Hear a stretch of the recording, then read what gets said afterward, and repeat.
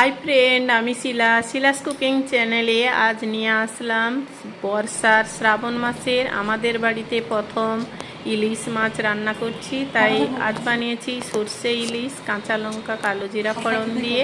প্রথমে মাছটাতে কেটে নিয়ে লবণ হলুদ মাখিয়ে নেব। আর বাজার থেকে টাটকা একদম 1 কিলোর একটু 50 গ্রাম কম মাছটা কিনে এনেছি। আর এখানে আমি 5 পিস মাছ এর ঝাল বানাবো। তার জন্য সরষের তেলটা দিয়ে দিলাম কড়াইতে। হালকা তেলটা গরম হয়ে গেলে আমরা যেভাবে বানাই সর্ষে ইলিশ সেরকমভাবেই আপনাদের সঙ্গে শেয়ার করছি। তাই মাছটাকে একটু হালকা করে ভেজে নিব, এপিঠ ওপিঠ উল্টে দিয়ে।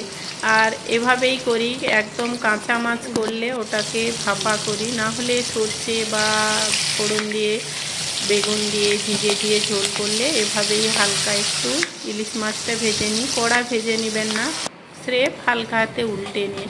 এখন 3টে উপকরণ সর্ষেটা বেটে জলে গুলে রেখেছি। যতটা জল দিব ততটাই সর্ষে বেটে তার মধ্যে জলটা গুলে নিয়েছি। ছাবড়াটা দিব না। প্রথমে কালো জিরা কাঁচা লঙ্কা ফোড়ন দিয়ে দিলাম, সামান্য একটু হলুদ দিয়ে দিব। তার জন্য দেখুন রান্নাও করছি অন্যান্য। আর এখন একটু হলুদটা দিয়ে সর্ষে বাটাটা দিয়ে ফুটিয়ে নিব। তৈরি হয়ে যাবে একদম সিম্পলভাবে আমাদের মেদিনীপুরের গ্রামের স্টাইলে সর্ষে ইলিশ। আমার এই রান্না আপনাদের কেমন লাগে অবশ্যই কমেন্ট করে জানাবেন। যদি ভালো লাগে প্লিজ চ্যানেলটাকে লাইক সাবস্ক্রাইব করুন।